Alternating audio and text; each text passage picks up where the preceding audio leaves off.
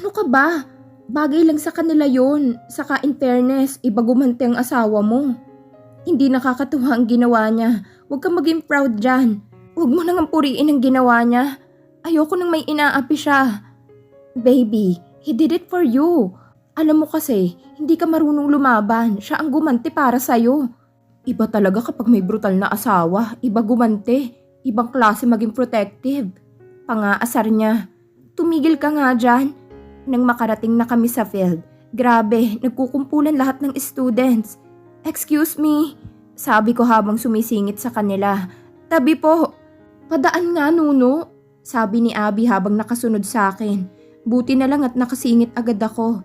Mainit na sobra, ang lagkit na sa balat. Bea, ayos lang kayo?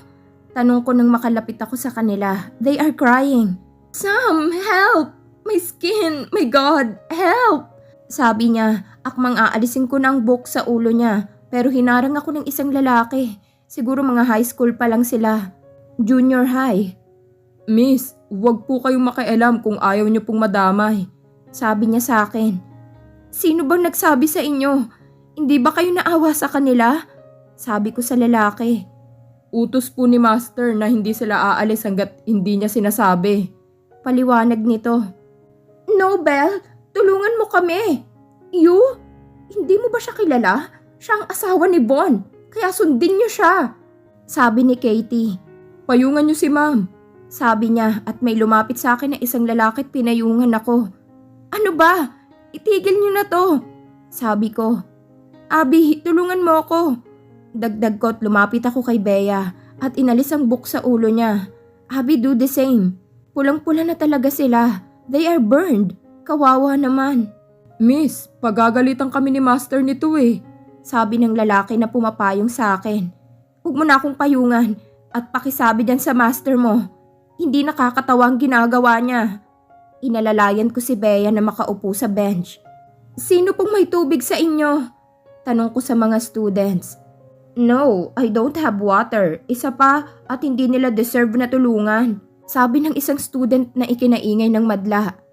Pwes, hindi ko kailangan ng tubig nyo. Mataray na sagot ni Bea sa babae.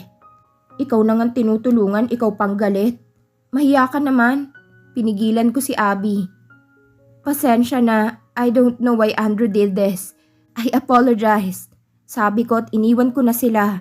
Nakasunod sa amin ang 4 na lalaki na pinapayungan kami ni Abby. Ngunit pinigilan ako ni Bea. Isabella, I'm sorry. Please do forgive Bon. Help me please. Ayokong magising na wala nang lahat ng meron ng pamilya namin.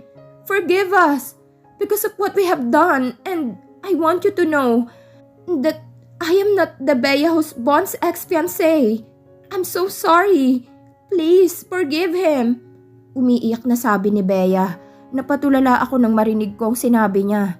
Kung hindi siyang ex-fiancé ni Andrew, ibig sabihin hindi ko pa nakikilala ang Bea na ex nito? Sinong Bea ba ang ex ni Andrew? Oh God, what is going on? Hindi ko sinagot si Bea. Naglakad na ako papaalis sa field. Kailangan kong makausap si Andrew. Ano bang pinaggagawa niya? Bakit alam ng lahat na si Bea ang ex niya? Kahit hindi naman pala. Anong nangyayari? Mga baby boy, kaya na namin ang sarili namin. Pwede niyo na kaming iwan. Pagtataboy ni Abby sa 4.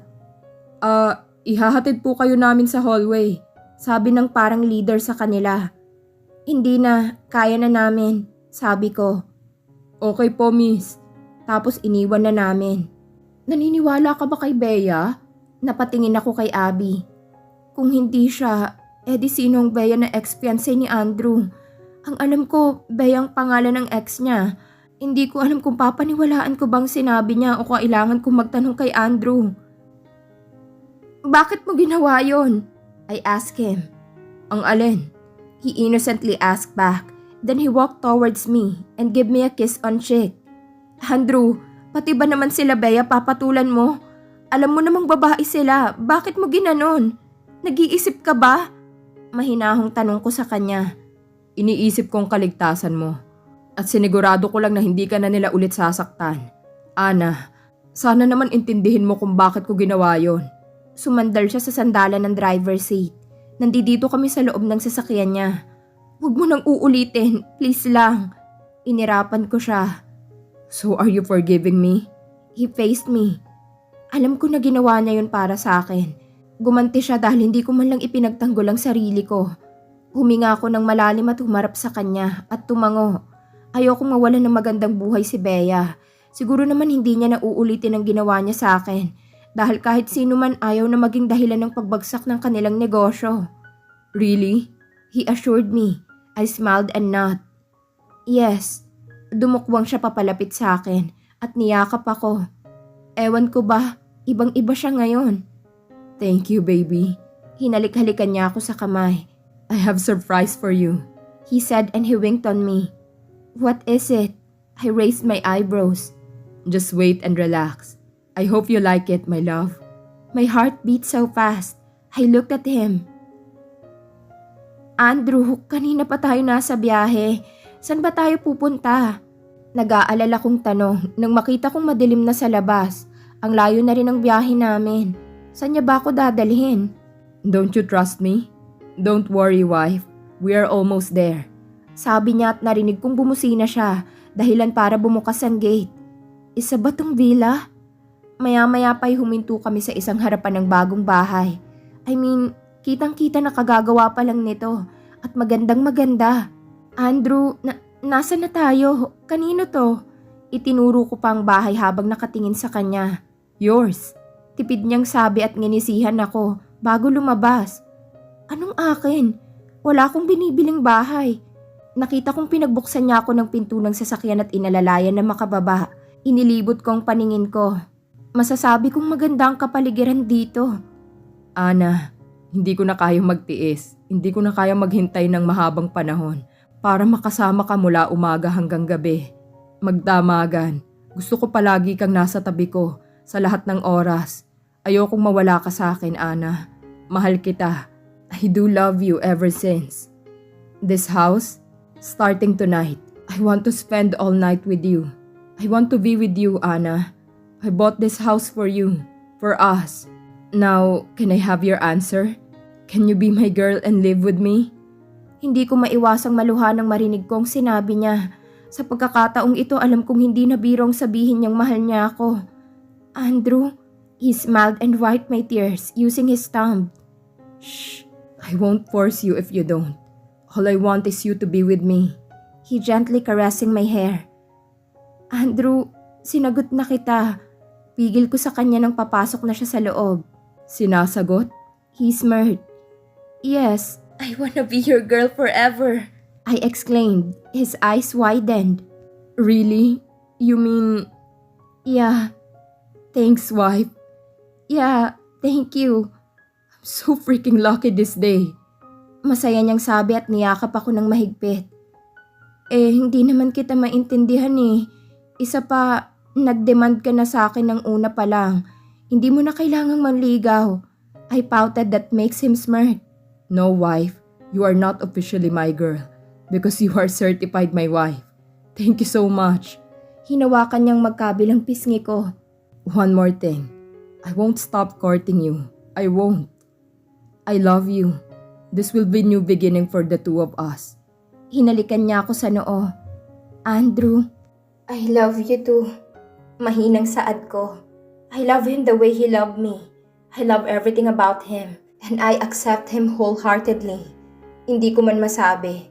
Dahil sa nahihiya akong umamin. Minsan naisip ko na wala siyang nararamdaman sa akin. Pinapanindigan niya lang ang kasal na meron kami. Pero mahal ko siya. Yun ang nararamdaman ko. Siya lang ang nakapagpadama ng ganito sa akin. Sa kanya ko lang naramdaman ang tunay na kasiyahan. Sounds very good. Kainis. It's making my heart race. I love you more, baby. Natatawa ako sa reaksyon niya dahil mahina niya pang tinipa ang dibdib niya. Andrew, I love you too. Pag-uulit ko na ikinatigil niya, napalingon ako sa bahay at hinila ko siya papasok. Gusto kong makita ang nasa loob kung maganda ba talaga. I know, hindi mo man sabihin nararamdaman ko. Mas mahal kita. Mahal na mahal. Napaharap ako sa kanya habang nag-init ang aking pisngi. Grabe, balak niya ba akong patayin sa kilig? You're blushing. I heard him shackled. Wife, Napalingon ako kay Andrew na nakaupo sa office chair niya dito sa kwarto namin habang ako'y nasa sopa sa tabi niya. Pagkapasok namin dalawa, inilibot niya ako sa buong bahay at masasabi kong sobrang ganda at ang laki nito para sa aming dalawa. Malaking living room, complete equipment na kitchen, may maid quarters sa first floor, kasama na rin ang basement. Sa second floor naman ay 3 kwarto, 2 guest room at the master bedroom's room. May king-size bed, mini living room, and reading corner. Table for 2 person only. Ang room naming dalawa is sobrang laki. May 4 pa itong pinto sa loob. Ang isa ay para sa banyo. Ang isa ay ang walk-in closet. Ang isa naman ay office niya. Then ang isa naman for baby. Hindi ko nga alam kung bakit may room for baby na kaagad. Wala pa naman kaming anak. Ang masasabi ko lang ay masayang kinakabahan ako na magkasama na kami. Wala na itong bawian. Mag-asawa kami at mahal namin ang isa't isa. Pinakamasayang araw naming dalawa. Masasabi kong ito na ang simula ng aming pagsasama bilang mag-asawa. Kinakabahan, excited, masaya, at iba pang emosyon ang nararamdaman ko. Wife, rinig kong tawag sa akin ni Andrew at naramdaman ko ang ulo niya sa balikat ko. Huminga ako ng malalim at bumaling sa kanya. Nakita ko siyang nakatingin sa akin na para bang sinusuri ako. Problem? Umiling ako bilang sagot sa tanong niya. Hinawi niyang ilang hibla ng buhok ko at hinalikan ako sa labi. Magpahinga ka na. Alam kong pagod ka sa biyahe.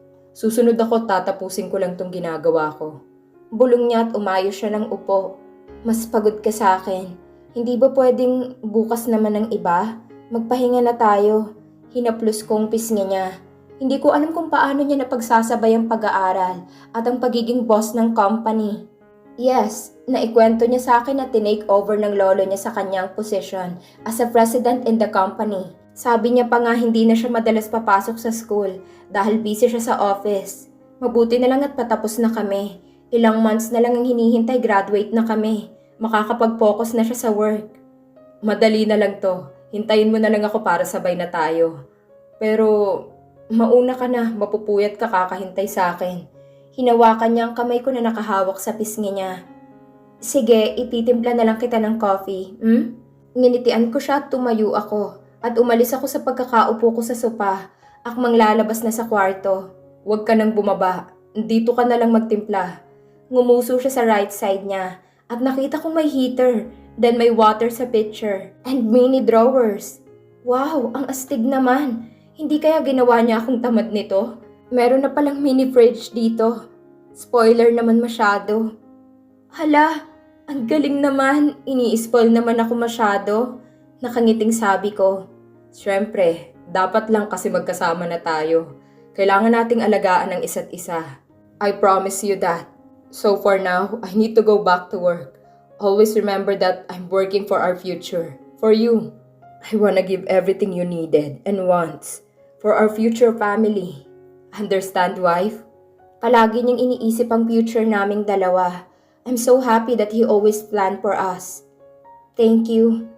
Kumuha ako ng cup and spoon sa mini drawer at naglagay na ng coffee and sugar sa cup. Hinihintay ko pang mainit ang water. Ngumiti ako sa kanya. Yes, and keep this in mind too, that I am always be there for you. I will support you. Keep on loving you. I love you. I smiled at him that makes him cast. Kailangan bang magmura? Hinahalo ko na ang coffee niya at naglakad ako papalapit sa mesa niya dala ang coffee. Yeah, and you keep my breath away when you say those words to me. Ngumiti ako nang mailapag ko sa harapan niya ang coffee. Lo, ang OA mo naman.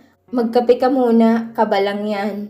Bumalik ako sa kinauupuan ko at niyakap ang throw pillow. I'm not.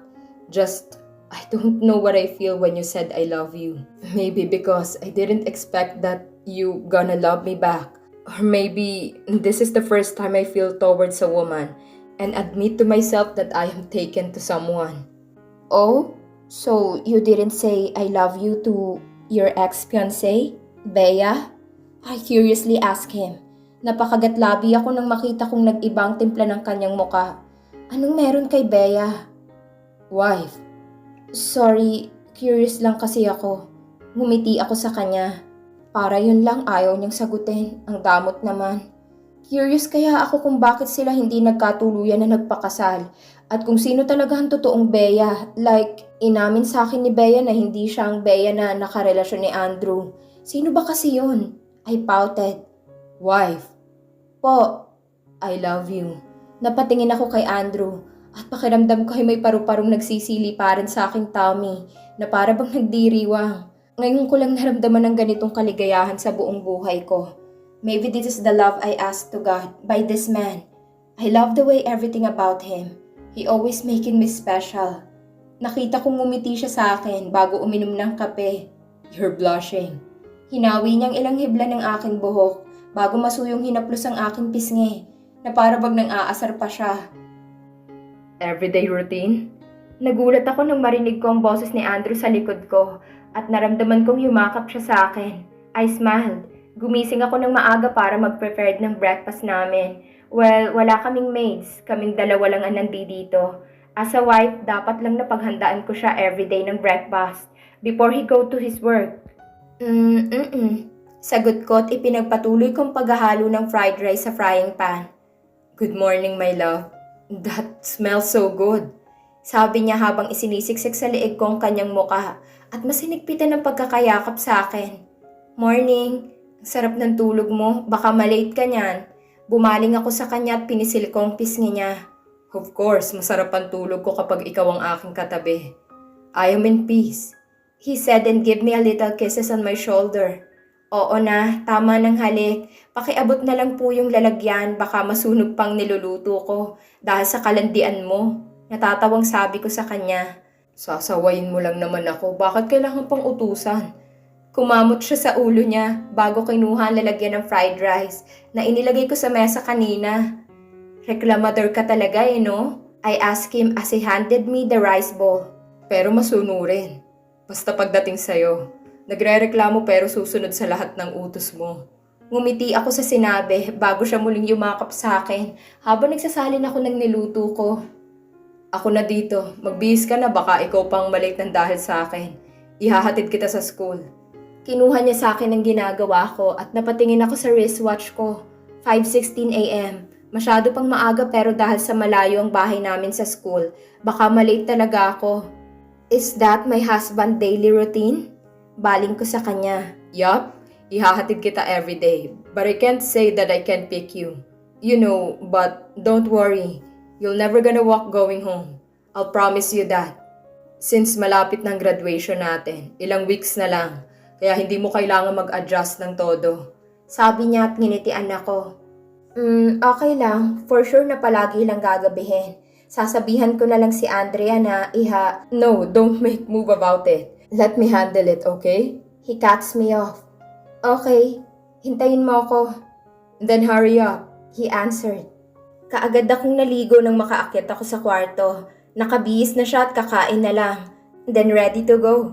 Habang ako hindi pa prepared. Pagkatapos kong maligo, kaagad rin akong naglagay ng body lotion at nagbihis ng uniform ko at naglagay ng skincare and perfume. I brushed my hair and I get my bag on the bed at bumaba na ako sa kitchen. Nakita kong may kausap siya sa phone at kaagad niya rin namang binaba nang makita ako at ngumiti sa akin. Let's eat, love. Aya niya sa akin. Pinaghugot niya ako ng upuan bago siya umupo sa kaharap ko at nilagyan ng fried rice, egg, ham, and fried chicken ang plates ko bago siya kumuha ng para sa kanya. Thank you, I said as I saw how caring man he is and how lucky I am. Don't mention it, love. Ubusin mo yan. Nginitian niya ako at nagsimula na kaming kumain. After we eat, iniwan na namin ang hugasan sa sink dahil malilate na ako. Buti pa siya 8 a.m. ang pasok niya sa company ako. 7 o'clock, dapat nasa class na. Hays, hindi pa man namin naaayos ang pinagkainan namin pero sabi niya everyday may pupuntang maid para mag-ayos sa bahay habang wala kami. Kaya hindi kami uuwing makalat katulad ng pag-alis namin. Kaagad rin kaming nakarating sa school kahit na ang kulit niya sa biyahe. Nang maihinto niya ang sasakyan sa harap ng school, bababa na sana ako pero may narinig akong click na hindi ko mabuksan ang passenger side. Andrew? Nainis na baling ko sa kanya nang hindi ko mabuksan. Yes, my love? He playfully asked me and smiled. Bakit mo nilock? Sinamaan ko siya ng tingin. Because you forgot something. He said and he moved his face closer to mine. and he pointed his cheek. My goodbye kiss, he said and smiled as our eyes met. Oh God, what a handsome man in front of me. I go, kanina ka pa halik ng halik. Buksan mo na lang to, dahil pareho tayong malilate. I pouted. Iba naman yun. Ayos lang na malate ako, ewan ko lang sa'yo. Sabi niya na kinasama ng tingin ko sa kanya. Oo na, sige na nga. Sabi ko, hinalikan ko siya sa cheek, kung saan niya tinuturong halikan ko siya. That's my wife. He commented and I heard the click sounds again. It means bukas na ang pinto. Thank you. Masayang saad ko. Dinampot ko ang bag ko sa tabi ko at bubuksan ko na sana ang passenger side nung bigla niya akong higitin paharap sa kanya at hinalikan ako sa labi. Naramdaman kong bumukas ang pinto sa side ko dahil binuksan niya yon habang hinahalikan ako. I love you. He mounted in between our kisses. I love you too, I answer, and he gave me one smack kiss on my lips again. Ang dami mo talagang alam. Alis na nga, baka malate ka pa eh. Inirapan ko siya. Ingat ka sa biyahe. I waved at him. I love you too. He answered and winked at me bago mabilis na umalis sa harapan kong sasakyan niya. Baliw na talagang lalaking yun eh. Sabi kong ingat, sumagot ba naman ng I love you too? Nakangiti ako habang umiiling. Huminga ako ng malalim para ikalma ang sarili ko bago pumasok sa school. Baka kasi makita pa ako ni Abby na ganito kasaya. Baka kulitin na naman ako nun kung anong dahilan kung bakit ako masaya na at kinikilig. I heard the fake cup. Kaagad na nanlaki ang mata ko nang lumingon ako kung saan nanggagaling ang fake cup. Nang makilala ko kung sinong mga naririto. Red, Van, and Abby. Blooming natin, Sammy baby ah. Puna ni Vic na para bang may nakakaasar ng ngiti sa labi niya. Oo nga baby, ikaw lawak ng ngiti natin umaabot sa langit. Hindi ko maabot. How to be you po? Nangaasar na saad ni Abby at lumapit sa akin. Asawahin mo ko, maaabot mo ang tuktok ng kaligayahang sinasabi mo. Cool na sabi ni Van, na ikinaubo naman ni Abby na para bang nandidiri. Ayi, asar namin ni Vic sa dalawa. Yak, ang kapal naman ng mukha mo. Ang sabihin mukha mo, maaabot ko ang tuktok ng kasakitan at kasawian sa pag-ibig. Maarting saad ni Abby. Try me. Pangahamon ni Van. Try what? Nairapan ni Abby si Van. Kami naman ni Vic tahimik lang na nakamasid sa dalawa na para bang wala kami rito sa harap nila kung magbangayan. Be my girl. Van directly said. That makes Abby and I eyes widened. Naubo si Vic. Kailangan ko na siguro magpatingin sa doktor. Sabay-sabay kaming napalingon kay Vic. Akala ko sinasadyahan niyang umubo pero totoo pala. Nasamid ng sariling laway. O sadyang may TB na siya. Von Andrew Cloud. Housework, dude? Sa gitna ng pag-iisip ko, narinig kong nagtanong si Vic. Hindi ko alam kung ako bang tinatanong niya, pero sa pagkakaalam ko, siya lang naman ang galing sa trabaho na nandito. Hindi ako sumagot, dahil kung trabaho ang pag-uusapan, masyadong masakit sa ulo kung dadagdagan niya pang iniisip ko. Sumandal ako sa sopa na kinauupuan ko. At bumaling ako sa asawa ko na nasa tabihan ko na abalang kumakain ng pizza. Kakarating ko lang galing sa trabaho at nadatnan ko na sila dito. Silang napag-utusan ko na magbantay at maghatid kay Ana sa bahay tuwing hapon na hindi ako pwede. Nandito sa bahay si Vic, Van at si Abby. Sa ilang linggo kong pagtatrabaho sa kumpanya, ngayon lang ako umuwi ng ganito kaproblemado. Ay, ang takaw mo Abby. Saway ni Van kay Abby na siya namang ikinasama ng tingin nito. Ang kapal mo, alam mo ikaw, napakalaking pakialamero. Ako lang ang napapansin mo samantalang si Vic ang nakakaubos ng kalahati niyan. Naiinis na sagot ni Abby. Anong ako?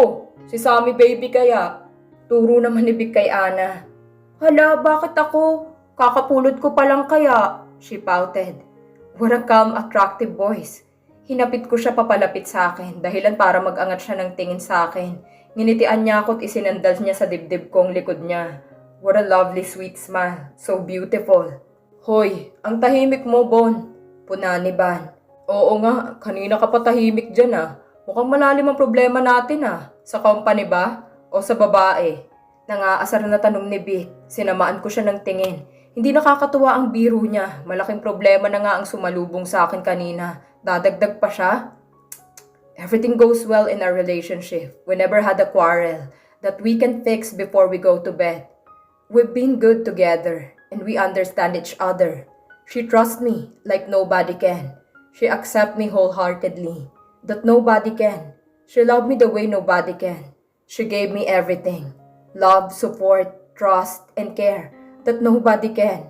But I am a shit to this kind of fucking shit that I don't deserve her love. Pagkatapos niyong kumain, makakaalis na kayo. Seryoso kong tugon sa kanila. Hindi maganda magbiro sa harap ng asawa, lalo na't mga ganyang bagay. Tumayo ako sa pagkakaupo ko at akmang maglalakad na ako papunta sa kwarto. Nang maramdaman ko may humawak sa kamay ko. Nang tingnan ko, it was Ana. May problema ba, Andrew? Malumanay ngunit baka sa kanyang mukha ang pag-aalala. Hindi pwede may makahalata na ganito ako. Kailangan mapanatili kung anong meron kami dahil hindi ko kayang makita na nadudurog ang babae bumuo sa pagkatao ko.